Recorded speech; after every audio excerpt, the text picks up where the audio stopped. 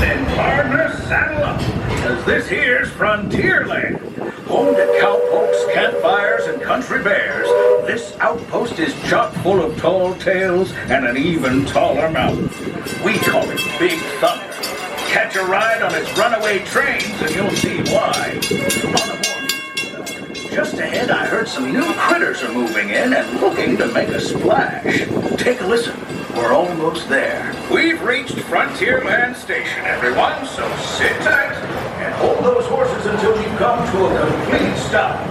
I took the Walt Disney World Railroad straight to Frontierland today because there is so much happening at Frontierland, and so much of it is changing or is rumored to be changing that I often wonder if we're gonna have a Frontierland that much longer. Right now I am standing in front of Tiana's Bayou Adventure.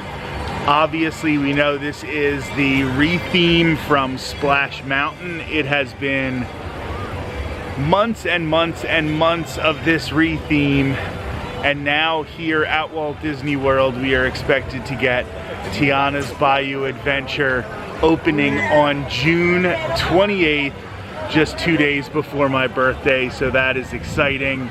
Hopefully with annual pass holder and DVC previews and stuff like that, we'll be able to see a lot more of it. But even what Disney's already let us see of this experience, it looks very, very impressive. The animatronics really got a lot of love. They almost look like some of those animatronics we're seeing spring up over in Tokyo Disney Sea. And people are saying, well, why don't we get that kind of stuff in Florida? We are. We're getting it. We're getting it for Tiana's Bayou Adventure. And this ride is going to change the dynamics of the park, because I think that this was something with an IP that most people just didn't know. Like, you couldn't relate to this IP because even the Walt Disney Company was aware before they built the ride that the movie was problematic and didn't want to release it. So most people haven't seen the movie or the source material. And even if you haven't seen The Princess and the Frog, and you've never watched that to this point, if you ride Tiana's Bayou Adventure, you love the ride, you can go on Disney Plus that night and watch Princess and the Frog. So I think there are a number of reasons why this is such a great idea, why this is such a positive development. We have been talking about it on the podcast for a long time.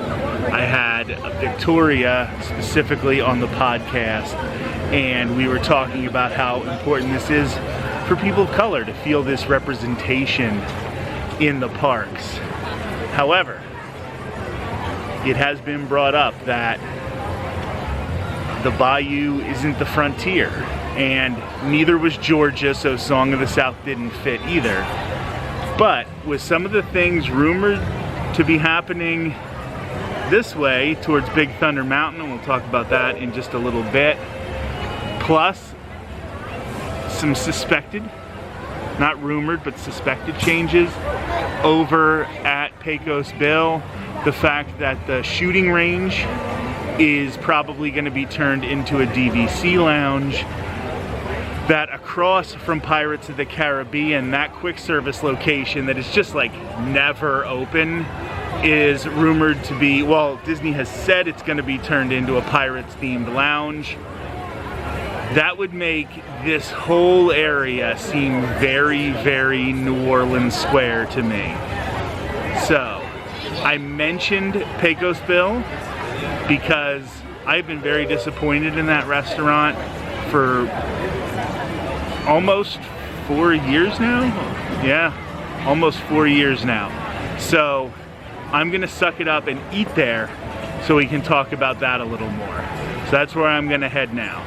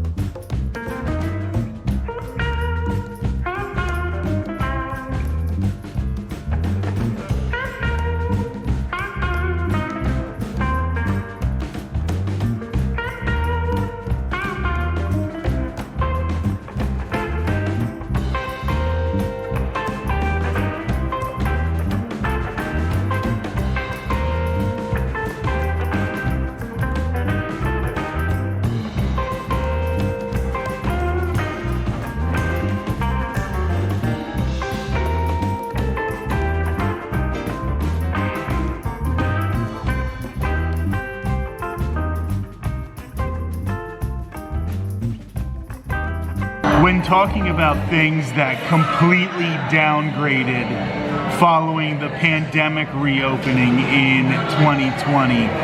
I think one of the things at the top of that list has to be Pecos Bill, the quick service here in Frontierland. And I have to imagine that with right next door, Tiana's Bayou Adventure getting ready to open here this summer, that we might see the days for Pecos Bill greatly limited. It would just make way too much sense to put a Tiana's Place right next to Tiana's Bayou Adventure.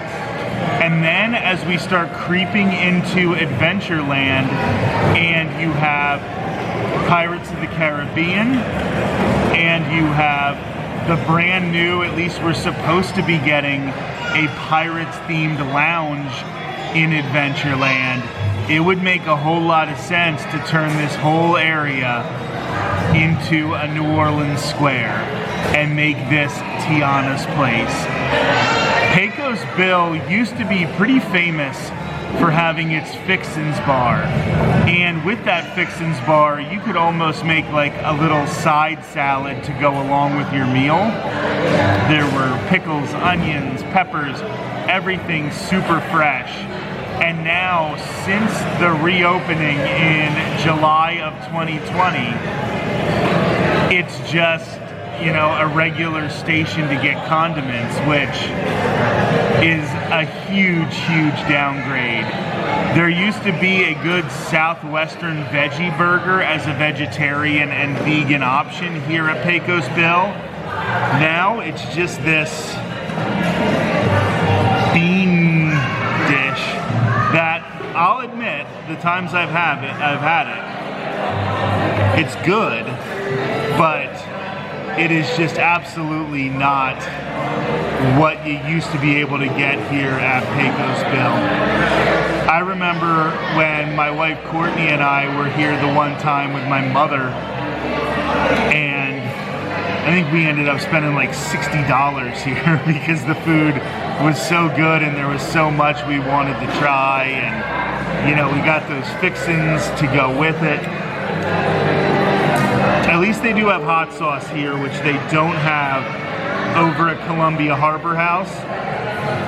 So if you're gonna eat at Columbia Harbor House, especially if you're a vegetarian and you're gonna get the not imitation crab, that's a whole different thing. The fake crab, plant-based crab cakes. Make sure to stop by Pecos Bill and pick up some hot sauce because you're gonna need it. But let us give this a try. I know I have liked it in the past. I just wish that there was a better option.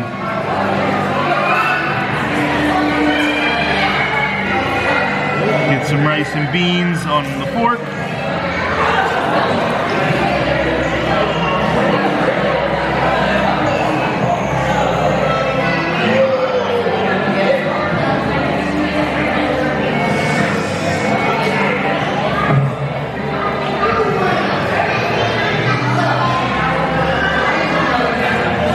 It's a solid option if you need some real food.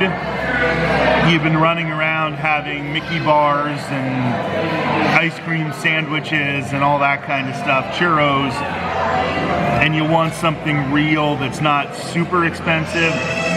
But honestly, for just a few dollars more, your family could probably go to a table service restaurant. So anyway, we're gonna continue this look at Frontierland after I am finished and what changes might be coming here.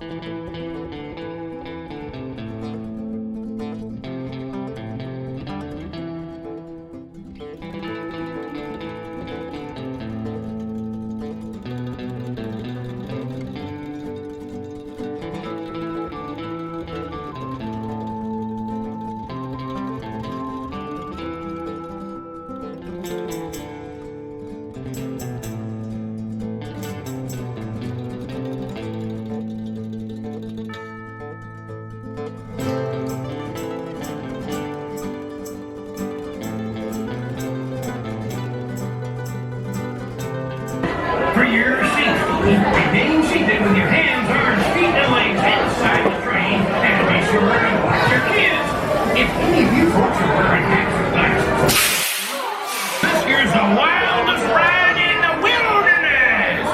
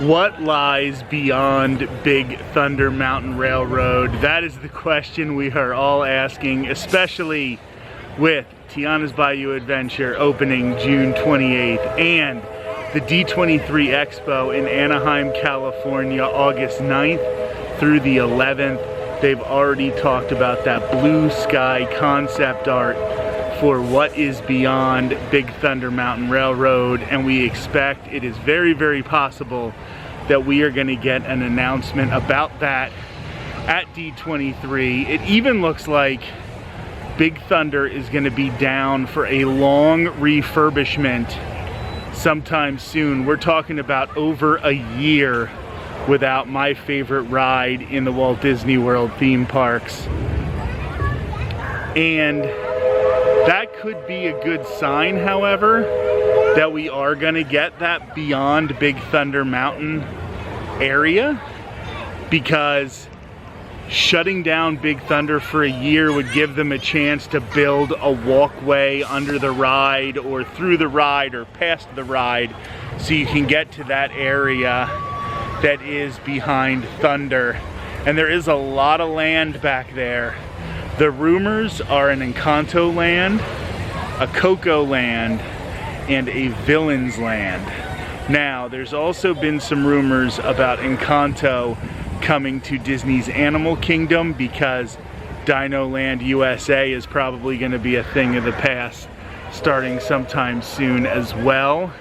And it would make a lot of sense to do a Central America to go along with Asia and Africa over at Disney's Animal Kingdom. But as we think about Thunder being down for a year, and there are definitely some things I think that would be good that they could do, and some things that maybe wouldn't be so good.